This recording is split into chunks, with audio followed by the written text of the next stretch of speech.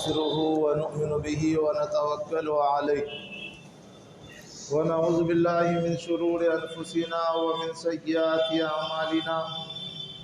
من يهده الله فلا مضل له ومن يضلله فلا هادي له ونشهد أن لا إله إلا الله ونشهد أن محمدا عبده ورسوله أما بعد فأعوذ بالله من الشيطان الرجيم بسم الله الرحمن الرحيم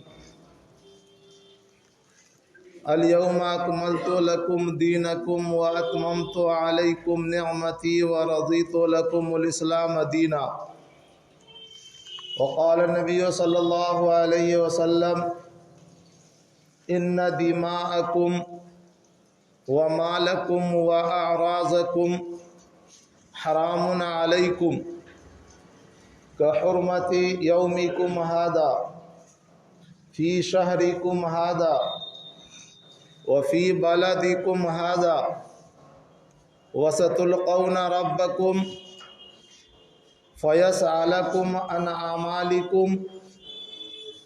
فلا ترجعوا بعدي ضلالا يضرب بعضكم رقاب بعض ألا فليبلغ الشاهد الغائب فرب مبلغ أوعى من سامع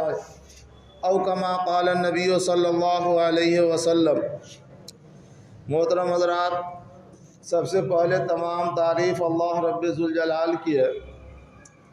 اس خالق کائنات اور مالک ارض و سما کی ہے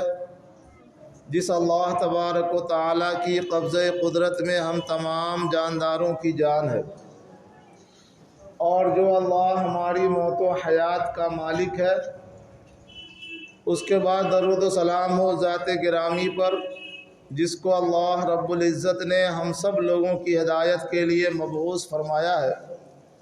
ایک مرتبہ درود شریف پڑھ لیں۔ اللہم صلی علی محمد وعلی آل محمد کما صلیت علی ابراہیم وعلی آل ابراہیم انکا حمید مجید۔ اللہم بارک علی محمد وعلی آل محمد کما بارکت علی ابراہیم وعلی آل ابراہیم انکا حمید مجید۔ محترم حضرات، حضور پاک صلی اللہ علیہ وسلم کی سیرت طیبہ سے متعلق جو باتیں ہو رہی تھی، اب بالکل اپنے آخری پڑاؤ پر ہے۔ فتح مکہ کے بعد سے لے کر کے اور حجۃ الوداع کے درمیان جو 2 سال کا وقفہ گزرا، اس میں چند جنگیں بھی ہوئی، لیکن فتح مکہ کے بعد اور حجۃ الوداع کے موقع پر بہت سارے لوگ اسلام میں داخل ہوئے۔ فتح مکہ کے موقع پر جو تعداد 10,000 یا 10,500 مسلمانوں کی تھی، وہ حجۃ الوداع کے موقع پر 1,44,000 یا 24,000 تک پہنچ گئی۔ اب نبی آخر الزماں صلی اللہ علیہ وسلم نے یا جس کام کے لیے اللہ نے آپ کو مبعوث فرمایا تھا، دعوت و تبلیغ، دین کی اشاعت، اسلام کے نظام کو دنیا کے اندر قائم کرنا، اب اس کا وقت بالکل ختم ہونے کو تھا۔ ذی قعدہ کی 26 تاریخ کو سن 10 ہجری میں اللہ کے نبی صلی اللہ علیہ وسلم نے حج کا ارادہ فرمایا۔ آپ کو معلوم ہے کہ 63 سال کی عمر میں اللہ کے نبی نے صرف ایک ہی حج فرمایا، اور وہ بھی آخری حج۔ اس حج سے پہلے جب حضرت معاذ بن جبل کو یمن کا گورنر بنا کر کے اللہ کے نبی بھیج رہے تھے، تو ایک جملہ پیارے نبی نے ارشاد فرمایا تھا کہ معاذ، ممکن ہے کہ اب ہماری اور تمہاری ملاقات نہ ہو سکے، اور جب تم یمن سے واپس آؤ گے تو میرے کمرے اور مسجد کے درمیان تم قبر پاؤ گے جو رسول پاک صلی اللہ علیہ وسلم کی ہے۔ یہ جملہ فرمانے کے بعد صحابہ کرام کو احساس ہو گیا تھا کہ اب یہ سورج غروب ہونے والا ہے، اب پیارے نبی صلی اللہ علیہ وسلم کے واپس تشریف لے جانے کا وقت بالکل قریب آ چکا ہے۔ اللہ کے نبی نے ارادہ فرمایا اور عام اعلان کروایا گیا پورے عرب کے اندر کہ جو لوگ بھی نبی صلی اللہ علیہ وسلم سے ملنا چاہتے ہیں وہ حج کے موقع پر مکہ مکرمہ میں تشریف لائیں۔ پورے عرب ممالک سے تقریباً 1,24,000 یا بعض روایت کے مطابق 44,000 لوگ جمع ہوئے۔ اللہ کے نبی نے بھی تقریباً 8 دن کا سفر طے کیا، مدینہ سے مکہ تشریف لے گئے، حج کیا، عمرہ کے ارکان کو ادا کیا، اور پھر عرفات کے میدان میں جو آپ صلی اللہ علیہ وسلم نے خطبہ دیا، جس کو حجۃ الوداع کا آخری خطبہ کہا جاتا ہے، وہی اسلام کا نچوڑ تھا۔ اور پوری 23 سالہ محنت اور پوری 23 سالہ مشقت کے بعد جو اللہ نے غلبہ اور نصرت اور فتح عطا فرمائی تھی، ان سب باتوں کا تذکرہ کرتے ہوئے پیارے آقا صلی اللہ علیہ وسلم نے اسلام کی بنیادی باتوں کا ذکر فرمایا۔ آج میں آپ کے سامنے اسی خطبے کا کچھ حصہ بیان کروں گا۔ قصوہ کے اوپر عرفات کے میدان میں اپریل کا مہینہ ہے، چلچلاتی دھوپ ہے، اور پھر 1,44,000 یا 24,000 کا مجمع ہے، صحابہ کرام کے ٹھاٹھا مارتا ہوا سمندر ہے، اور اللہ کے نبی خطبہ کے لیے کھڑے ہوتے ہیں۔ اللہ کی حمد و ثنا کرنے کے بعد، اللہ کی بڑائی اور اللہ کی کبریائی بیان کرنے کے بعد، جو اللہ کے نبی نے احکام بتلایا مسلمانوں کو، جو حکم دیا اور ایمان کے جو ارکان اور اسلام کا جو تقاضا بتلایا اللہ کے نبی نے، وہ میں آپ کو بتلاؤں۔ سب سے پہلے اللہ کے نبی نے فرمایا کہ عورتوں کے ساتھ اچھا سلوک کرنا۔ یہ عورت تمہارے ساتھ آتی ہیں بیاہ کر کے اور آپ کے ساتھ پوری زندگی گزار دیتی ہیں، لہذا ان کے ساتھ نرمی کا معاملہ کرنا، غلاموں کے ساتھ اچھا برتاؤ کرنا، یعنی اپنے نوکروں کے ساتھ، اپنے ماتحتوں کے ساتھ اچھا برتاؤ کرنا، جو خود کھانا اس کو بھی کھلانا، جو خود پہننا اس کو بھی پہنانا۔ اور اس کے بعد اللہ کے نبی نے فرمایا کہ جاہلیت کے تمام رسومات کو آج ختم کیا جاتا ہے۔ اب جاہلیت کا کوئی رسم و رواج کا اسلام میں کوئی چلن نہیں ہوگا۔ آپس کی جو لڑائیاں عرب میں ہوتی تھی، سال ہا سال تک چلتی تھی، ایک قبیلہ دوسرے قبیلے سے لڑتا تھا، اور جب مرنے لگتا تو اپنے بال بچوں کو وصیت کر جاتا تھا کہ فلاں قبیلے سے میری لڑائی ہے، تم اس سے لڑنا۔ اللہ کے نبی صلی اللہ علیہ وسلم نے اعلان فرمایا کہ قبائل کی لڑائی اور جھگڑوں کو آج میں ختم کرتا ہوں، اور سب سے پہلے اپنے ففیرے بھائی کی خون کو معاف کرتا ہوں، یعنی آج کے بعد سے کوئی قبیلے کی بنیاد پر نہیں لڑے گا۔ اس کے بعد اللہ کے نبی نے فرمایا کہ سود کی کمائی کو میں ختم کرتا ہوں، حرام قرار دیتا ہوں۔ جو کوئی سودی لین دین کرے گا، سود دے گا یا سود لے گا، اللہ رب العزت کے یہاں اس کی پکڑ ہوگی۔ اور سب سے پہلے میں اپنے چچا حضرت عباس کا سود معاف کرتا ہوں۔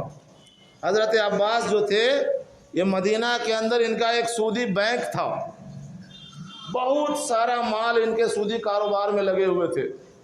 اللہ کے نبی نے کہا کہ سب سے پہلے میں اپنے خاندان کا خون معاف کرتا ہوں، اور سب سے پہلے میں اپنے چچا کے سودی کاروبار کو ختم کرتا ہوں۔ اس کے بعد اللہ کے نبی صلی اللہ علیہ وسلم نے اسلام کے ارکان گنائے کہ اے لوگو، وقت پر نماز کو قائم کرنا، روزہ رکھنا، زکوٰۃ دینا، حج کرنا، اور یاد رکھنا کہ میرے مر جانے کے بعد تم لوگ ضلالت و گمراہی کی طرف پلٹ کر مت جانا۔ اب اندازہ لگائیے، اتنا بڑا مجمع ہے اور ہر جملے کو پیارے نبی تین مرتبہ کہتے تھے۔ اب آپ کو یہ سوال ہوگا کہ 3 مرتبہ کیوں کہتے تھے؟ تو عرفات کا میدان ہے، 1.25 لاکھ کا مجمع ہے، اور آج کے دور کی طرح یہ لاؤڈ اسپیکر یا مائک کا کوئی انتظام نہیں۔ ادھر آپ رخ فرماتے تھے، وہی جملہ کہتے تھے، پھر مکبر پیچھے کہتا، پھر مکبر پیچھے کہتا، پھر سامنے وہی جملہ کہتے تھے، پھر تکبیر کہنے والا پیچھے تک پہنچاتا، پھر بائیں طرف گھومتے تھے اور وہی جملہ کہتے تھے، اور وہ جملہ کو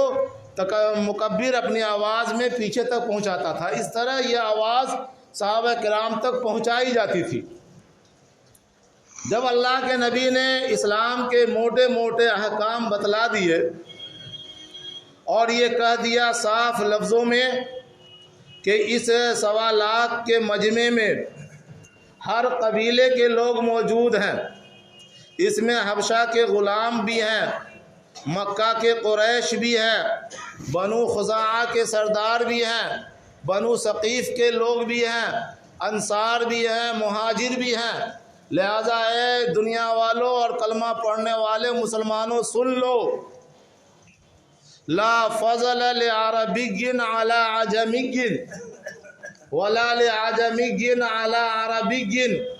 ولا لاسود علی احمر ولا لاحمر علی اسود الا بالتقوی کلکم آدم وآدم من تراب۔ کہ لوگو، تمہارا باپ ایک ہے آدم، اور تمہارا خون بھی ایک ہے، تمہارا رب بھی ایک ہے، تمہاری شریعت بھی ایک ہے۔ لہذا نسل کی بنیاد پر، خاندان کی بنیاد پر، قبیلے کی بنیاد پر، رنگ کی بنیاد پر، مال و دولت کی بنیاد پر کسی کو کسی پر کوئی فضیلت حاصل نہیں ہے۔ اللہ کے یہاں اس کا کوئی مقام نہیں ہے۔ اللہ کے یہاں فضیلت اس آدمی کو حاصل ہے جو تقوی میں زیادہ بڑھا ہوا ہوگا، جو پرہیزگاری میں زیادہ بڑھا ہوا ہوگا۔ اور اس کے بعد اللہ کے نبی نے فرمایا کہ ان دماءکم ومالکم واعراضکم حرام علیکم۔ اے لوگو، سن لو، تمہارا خون، تمہارا مال، تمہاری عزت حرام علیکم، تمہارے اوپر حرام ہے۔ یعنی ایک کلمہ پڑھنے والا دوسرے کلمہ پڑھنے والے کا خون نہیں بہائے گا، ایک کلمہ پڑھنے والا دوسرے کلمہ پڑھنے والے کی عزت پر حملہ نہیں کرے گا، ایک کلمہ پڑھنے والا دوسرے کلمہ پڑھنے والے کے مال کو نہیں دبائے گا، مال کو غصب نہیں کرے گا۔ اور اس کے بعد اللہ کے نبی نے فرمایا کہ حرام علیکم کا حرمت یومکم ھذا وفی شہرکم ھذا وفی بلدکم ھذا۔ جس طرح تمہارے لیے یہ شہر حرام ہے، جس طرح آج کے دن میں خون بہانا حرام ہے، جس طرح کعبۃ المکرمہ کے اندر خون ریزی کرنا حرام ہے، جس طرح اللہ نے محرم کو، ذی قعدہ کو، ذی الحجہ کو اور رجب کے مہینہ کو حرام قرار دیا ہے، اسی طرح پوری انسانیت کے لیے اللہ نے ایک کلمہ پڑھنے والے کے لیے دوسرے کلمہ پڑھنے والے کا مال، اس کا خون اور اس کی عزت کو اللہ نے حرام قرار دیا ہے۔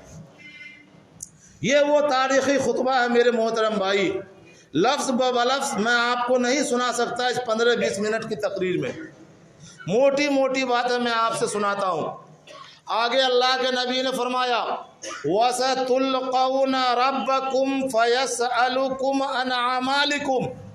اے لوگوں، کان کھول کر کے سن لو، تمہیں اپنے رب سے ملنا ہے۔ کوئی بھی انسان ایسا پیدا نہیں ہوا جو موت کی آغوش میں نہیں گیا ہو۔ ہر انسان کو مرنا ہے، اور تمہیں بھی اپنے رب سے ملنا ہے۔ فَيَسْأَلُكُمْ عَنْ أَعْمَالِكُمْ، پھر تمہارا رب تم سے تمہارے اعمال کے بارے میں پوچھے گا۔ اس کے بعد پھر فرمایا کہ الا، اے لوگو پھر غور سے سنو، فَلَا تَرْجِعُوا بَعْدِي ضَلَالًا، میرے بعد گمراہ مت ہو جانا۔ ہمارے دنیا سے پردہ فرمانے کے بعد شرک و بت پرستی میں ملوث مت ہو جانا، ایمان اور اسلام کو چھوڑ کر کے مرتد مت ہو جانا۔ جس دلدل سے اور جہنم کے جس غار سے اور جس دہانے سے ہم نے 23 سالہ محنت کر کے تم کو نکال لایا ہے، اللہ کے واسطے میرے مرنے کے بعد پھر اس گناہوں کے دلدل میں مت گھس جانا۔ پھر قتل و غارت گری، بت پرستی، ظلم و ستم، بیٹیوں کو زندہ دورگور کرنا، ہر طرح کی برائی میں واپس مت چلے جانا، میرے بعد تم گمراہ مت ہو جانا۔ میں تمہارے درمیان 2 چیزیں چھوڑ کر کے جا رہا ہوں۔ ہمارے پاس مال نہیں ہے کہ میں مال چھوڑ کر کے جاؤں، میرے پاس جائیداد نہیں ہے کہ میں جائیداد چھوڑ کر کے جاؤں، لیکن ترکت فیکم ثقلین لن تضلوا لما تمسکتم بہما کتاب اللہ و سنتی، کہ لوگو 2 چیزیں تمہارے حوالے کر کے جا رہا ہوں، ایک اللہ کی کتاب ہے اور دوسرا میری سنت ہے۔ اگر تم اللہ کی کتاب کو اور میری سنت کو پکڑے رہو گے مضبوطی کے ساتھ تو لن تمسکتم بہما، جب تک کہ تم ان دونوں کو پکڑے رہو گے گمراہ نہیں ہوگے۔ لیکن جس دن اللہ کی کتاب کو چھوڑ دو گے، میری سنت کو چھوڑ دو گے، گمراہ ہو جاؤ گے، بددین ہو جاؤ گے۔ اس کے بعد پیارے نبی صلی اللہ علیہ وسلم نے کچھ وقفہ فرمایا اور پھر لوگوں سے مخاطب ہوئے اور کہا کہ اے لوگو الا هل بلغت رسالت ربکم، یا بخاری کی بات مانے تو هل بلغت، کہ لوگوں ذرا یہ بتلاؤ کہ میں نے اللہ کا پیغام تم تک پہنچایا یا نہیں پہنچایا۔ اللہ نے جس مقصد کے لیے مجھے مبعوث کیا تھا، اللہ نے جس کام کے لیے محمد ابن عبداللہ کو چنا تھا، اللہ نے جو تمغہ اور ترے امتیاز دے کر کے تمام نبیوں کی سرداری ہمیں اللہ نے عطا کی تھی، تو اے لوگوں یہ بتلاؤ کہ ہم نے اللہ کا پیغام تم تک پہنچایا یا نہیں پہنچایا۔ الا هل بلغت رسالت ربکم، کہ کیا میں نے تم کو تمہارے رب کا پیغام پہنچایا یا نہیں پہنچایا۔ اللہ کے نبی نے یہ جملہ کہنے کے بعد لوگوں کی طرف نگاہیں اٹھائیں اور اس امید میں اور اس جواب کے انتظار میں اللہ کے نبی کھڑے رہے کہ یہ 1,24,000 کا مجمع ہے، بڑے بڑے اجلے صحابہ ہیں، سب کو اللہ نے رضی اللہ عنہم و رضوا عنہ کا امتیاز سے نوازا ہے۔ یہ سچ بولیں گے، حق بولیں گے، اگر میرے اندر کوئی کوتاہی رہ گئی ہوگی تو اس میں کا ایک آدمی کھڑا ہو کر کے کہہ دے گا، لیکن قربان جائیے صحابہ کی جماعت پر، جو لوگ اسلامی تاریخ سے واقف ہیں اس کو معلوم ہے کہ جب نبی کچھ پوچھا کرتے تھے تو یا تو صحابہ خاموش رہتے یا پھر یہ کہتے کہ اللہ اور اللہ کے رسول زیادہ جانتے ہیں، یا پھر کبھی جواب دینا ہوتا تو صرف مختصر سا جواب دیتے۔ لیکن عرفات کا میدان گواہ ہے، 1,24,000 کا مجمع اس بات پر گواہ ہے کہ وہ پہلا دن تھا اور پہلی تاریخ تھی جب صحابہ نے سر اٹھا کر کے بلند آواز میں ایک جملے کے جواب میں 4 جملہ جواب دیا۔ کیا جواب دیا؟ کہا قالوا نشہد یا رسول اللہ، اے اللہ کے رسول ہم گواہ ہیں، انکا قد بلغت رسالت وادیت الامانہ ونصحت الامہ وکشفت الغمہ، یا رسول اللہ، اے اللہ کے رسول ہم گواہ ہیں کہ آپ نے رسالت کا حق ادا کر دیا، آپ کو جس کام کے لیے اللہ نے چنا تھا وہ کام آپ نے پورا کیا، وَأَدَّيْتَ الْأَمَانَةَ، اور جو امانت اللہ نے قرآن کی صورت میں آپ کے اوپر اتارا وہ امانت بھی اللہ کے نبی آپ نے پورا کا پورا ہم سب لوگوں کو دے دیا، پورا کا پورا ادا کیا، وَنَصَحْتَ الْأُمَّةَ، اور اے اللہ کے نبی آپ نے لوگوں کی خیر خواہی کی ہے، آپ نے لوگوں کا برا کب کیا ہے جو یہ سوال کر رہے ہیں؟ آپ تو لوگوں کی خیر خواہی کی ہے، جہنم سے نکال کر کے جنت کے راستے پر لگایا ہے، ظلم و ستم سے نکال کر کے عدل و انصاف پر لگایا ہے، کفر و ضلالت سے نکال کر کے ایمان کی روشنی اور ایمان کی صداقت پر چلنے کا طریقہ سکھلایا ہے، وَنَصَحْتَ الْأُمَّةَ وَكَشَفْتَ الْغُمَّةَ، اور اے اللہ کے نبی شرک کی بادل ہو، چاہے ضلالت و گمراہی کا اندھیرا ہو، چاہے ہر طرح کی برائی کی ضلالت و گمراہی سے آپ نے نکالا ہے اور ہم کو، اور آپ نے عدل و انصاف کی طرف اور روشنی اور صداقت کی طرف ہم کو لایا ہے۔ جب یہ جملہ صحابہ کرام نے کہا تو اللہ کے نبی نے یوں انگلی اٹھائی آسمان کی طرف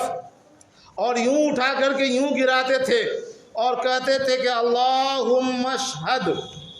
اللہم اشہد، اللہم اشہد،